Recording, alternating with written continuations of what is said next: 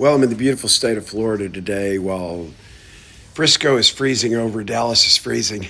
But hey, I just wanted to pop on and say something as a spiritual leader, not just as a pastor. In fact, it was interesting. I had a corporate event that I was scheduled to speak in January. That was a pretty big event. At this time, I'm not going to name the organization. It's very frustrating to me. But because of some of the positions that I've taken politically, they decided to cancel me speaking at their event. And the thing I want to say is I'm happy about that. I'm happy about that. You know why? Because I'm not taking political positions. I'm taking spiritual positions in a world that has absolutely gone crazy. And the Democratic Party, for the most part, has not only lost its mind, it's lost its soul, it's lost its direction.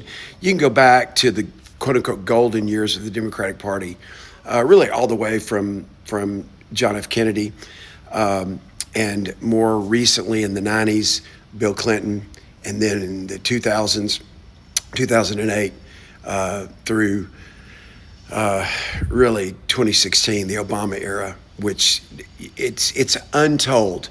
I don't care if you're red, yellow, black, or white. I care less the color of your skin. We're all God's children.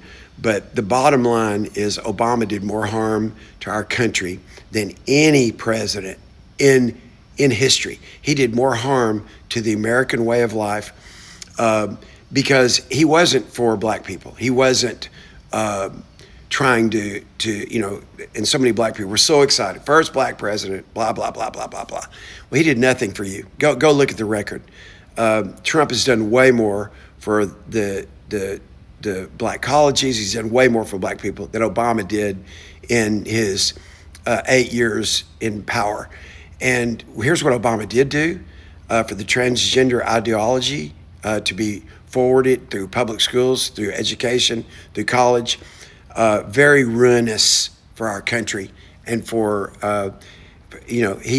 he also projected his Marxism, his Marxist background, again, ideologies, all based on that.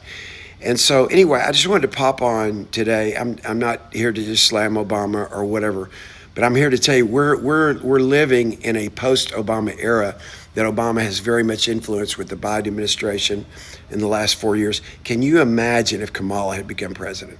Oh my goodness. Can you imagine? No business knowledge, never built a business. Here's Trump going around the world doing business deals, bringing trillions of dollars into the American economy. And really, in the next 4 years, we could almost be a tax-free country. We're not having to pay at least the level of taxes we're paying because of his tariff policies that are working around the world. And he's been saying he was saying this back in the 80s. He was saying back in the 80s that when he was a way younger man, that America was getting taken advantage of by other countries because we were paying more for everything. We're paying more for drugs. We're paying more for everything. And not only has he lowered the prices for major drugs, but you're going to see over the next 3 years what happens as it relates to everything from the pharmaceutical industry to insurance, on and on and on I could go.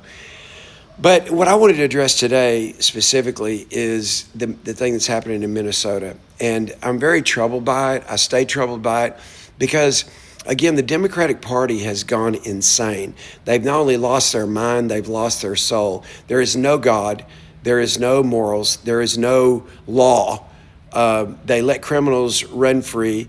And why would there be protests? Why is Waltz and different people in these not only blue states, but in these so-called sanctuary cities, which is a joke. Sanctuary city is based on a biblical principle, and that is not what this is about. This is about democratic policies in democratically run states and cities that are protecting criminals. And so what we've got in Minnesota is just, it's a remnant of people. It's not all Minnesotans, but it's a remnant of people who are causing all this agitation and troubles, and they are not peaceful protesters. All of them ought to be locked up. All of them ought to be thrown into jail. That's exactly the way I feel about it. And the reason, what has happened? What has happened?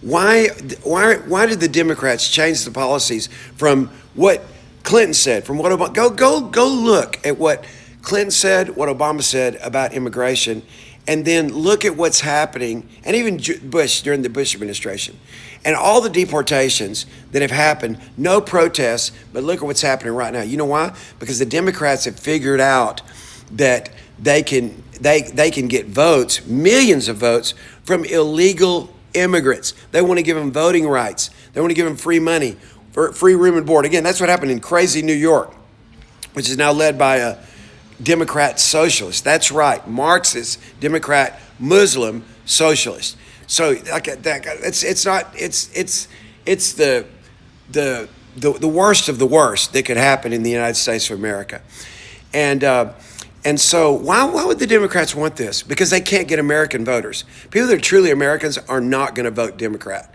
They're not going to vote for socialist, Marxist, transgender policies to our kids, every way from our kids being exposed to this. This has been a policy all the way back to the Soviet Union, with the roots in Marxism, to brainwash, if you will, our kids. And they didn't call it cancel culture back there, but try to cancel American culture. And just as we approach our 250th year anniversary, I just wanted to pop on as a spiritual leader and say, you know, we've not just got to pray, we've got to take a stand against this insanity that's happening. And we've got to get legislation passed while we have the House and while we have the Senate and while we got the presidency, so that voter fraud can never happen again. Biden should have never been president. There will never, in the United States of America, if there's no voter fraud and there's no illegal immigration, there will never be another Democratic president in most of your lifetimes. Trust me when I say that, because nobody's going to vote for those crazy policies. When I say nobody that has God, nobody that has morals, nobody that believes in America and what America stands for. So again, this is a fight for the soul of America. It's a spiritual fight. That's why I'm popping on here and talking about it. And anyway, we got to do more than pray. We got to take a stand. We've got to infiltrate local governments and city councils and school boards in every city, in every state. And when I say infiltrate, I'm talking about initiate with a spiritual, biblical worldview, which is what America was based on, Judeo-Christian values. And we've got to take a very strong stand in this season.